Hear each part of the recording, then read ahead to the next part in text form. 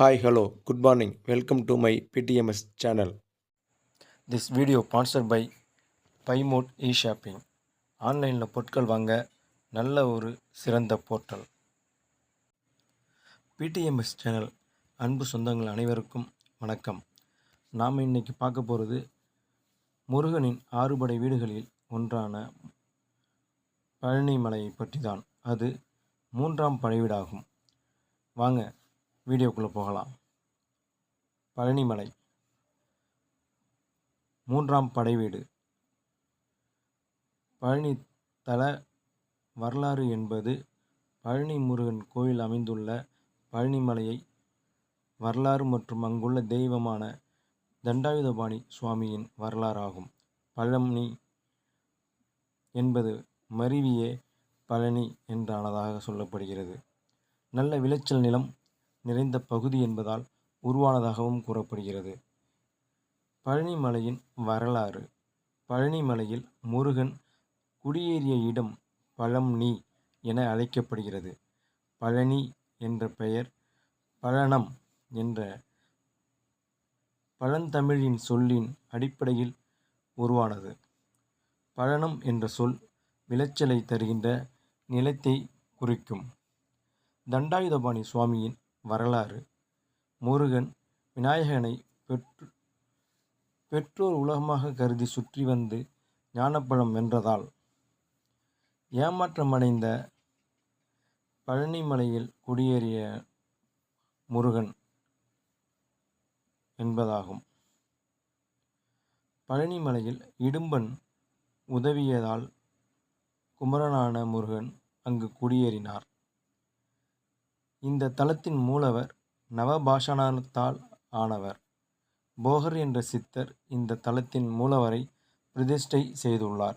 உற்சவர் Muthukumara Swami. Thirumurugatruppadai. This video sponsored by BuyMode eShopping. ஆன்லைனில் பொருட்கள் வாங்க நல்ல ஒரு சிறந்த போர்ட்டல் பைமோட் இ-ஷாப்பிங். நக்கீரர் திருமுருகாற்றுப்படையில் முருகனை வியந்து பாடும்போது ஆவினன்குடியே தற்கால பழனி நகரமாகும் என்று கூறுகிறார். அம்மை வள்ளியோடு காட்சியளித்ததாக நக்கீரர் கூறுகிறார். மலை மீது அமைந்துள்ள முருகன்.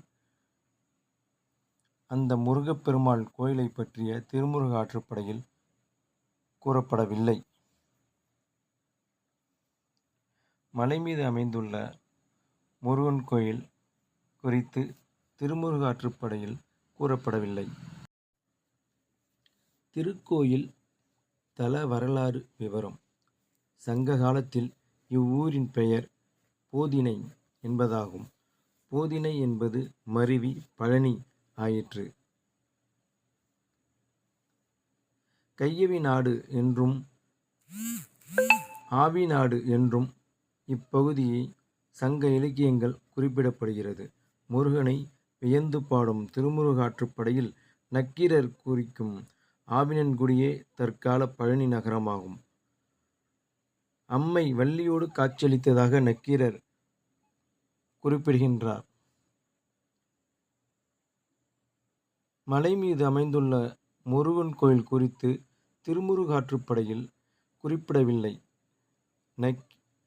நக்கீரருக்கு பிறகு 15 சித்தரான போகரால் உருவாக்கப்பட்ட கோயிலே பாலதண்டாயுதபாணி கோயில் எனப்படும். அதுவே பழனியாண்டவர் மலை கோயிலாகும். வையவி கோமான் எனப்படும் கடையேழு வள்ளல்களில் ஒருவராக கருதப்படும் போகன் வாழ்ந்த ஊர் இதுவாகும். வையவி நாட்டின் தலைநகரமான போதினை விளங்கியது. மயிலுக்கு போர்வை தந்தான் என இவர் புகழ் பெற்றுகின்றார். இவர் பிறந்த குடி ஆவியர் குடி, ஆவினன் குடி எனப்படும். எனவே அவர் பிறந்த ஊர் ஆவியர் அல்லது ஆவினன்குடி என பெயர் பெற்றது. வேல் ஆவி கோமான் எனவும் இவர்கள் பெயர் பெறுகின்றனர். This video sponsored by BuyMode eShopping.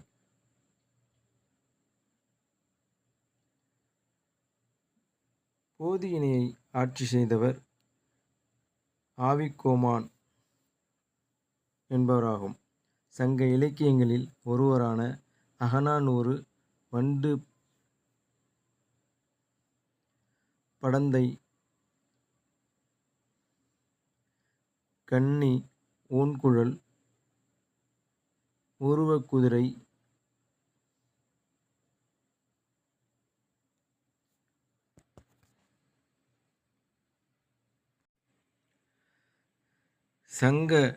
சங்ககால இலக்கியங்களில் ஒன்றான அகநானூறு வண்டு படத்தை ஓந்த கன்னி ஊன்குழல் உருவ குதிரை மழவர் ஓட்டிய முருகநற்போர் நெடுவாள் ஆவி ஆர்கோட்டி யானை பூதினை என்றும் முழுமுதற் திணிக்கோள் நெடுவாள் ஆவி பொன்னுடைய நெடுநகர் போதினை என்றும் நக்கீரர் குறிப்பிடுகின்றார். முருகன் உரைகின்ற தலமாகவும் இவ்வூர் பெரும் நகரமாகவும் செல்வ செழிப்புகளில் விளங்கியதை பெண்ணுடைய நடு நகர் போதினை என்றும் குறிப்பிடுவது சிறப்புக்குரியது. This video sponsored by BuyMode eShopping. ஆன்லைனுக்கு ஒரு சிறந்த போர்ட்டல் ஆகும். BuyMode eShopping. கொங்கு நாட்டின் எல்லையை குறிப்பிடும் பாடல்களில் பழனி பகுதி அந்நாட்டின் தெற்கு பகுதியாக அமைந்துள்ளது. பழம்பாடல்களில் வைக்காவூர் தெற்கு என்றும் கொங்கு மண்டல சதகத்தில் தெற்கு பழனி எனவும் இப்பகுதி வழங்கப்பெற்றது. சங்க காலத்தில் தமிழகத்தின் கிழக்கையும் மேற்கையும் இணைக்கும் பகுதியாக விளங்கியது. தமிழகத்தின் கீழைப்பகுதியில் இருந்து பெருவழி இவ்வூரின் வழியாக சென்றுள்ளது. வணிகர்கள் இவ்வூரின் வழியாக மேலை கடற்கரையில் அமைந்துள்ள சேரர்களின் துறைமுகமான நகரமான விளங்கிய முசிறிக்கு பிற துறைமுகங்களுக்கும் செல்லும் பெருவழி இவ்வூரின் வழியாக சென்றன. இப்பகுதியிலும் மலைப்பகுதியிலும் மிளகு மற்றும் நறுமணப் பொருட்கள் பெருமளவு விளைந்தன. இவற்றை வாங்கிக் கொள்ள ரோமானிய வணிகர்கள் இந்நகரத்தின் வழியாக வந்துள்ளனர். விட்டு தொடர்ந்து மலைப்பகுதிகள் சமவெளி பகுதிகளாகவும் சங்ககால தமிழர்கள் வாழ்ந்த தண்டிக்குடி பெருந்தல் மலைப்பகுதிகளிலும் சங்ககால தமிழர்கள் வாழ்ந்த தடயங்கள் தாண்டிக்குடி பொருந்தல் ஆகிய ஊர்களிலிருந்து அகழாய்வுகள் மூலம் தெரிய வருகின்றது. மேலும் இப்பகுதியில் பெருமளவில் உரோமானியர்கள் வெளியிட்ட பொற்காசுகள் மிகுந்த அளவில் கிடைத்துள்ளன. இதன் மூலம் வளம்மிக்க பகுதியில் பழனி இருந்துள்ளமை தெரிகிறது. தல விருட்சம் தல வகை விளக்கம். பிரார்த்தனை ஸ்தலம் தல விருட்சம், கடம்ப மரம் தல தீர்த்தம், சண்முக நதி தீர்த்தமாகும். ஆகமம் வைகை சைவ ஆகமங்கள். ஆகமம்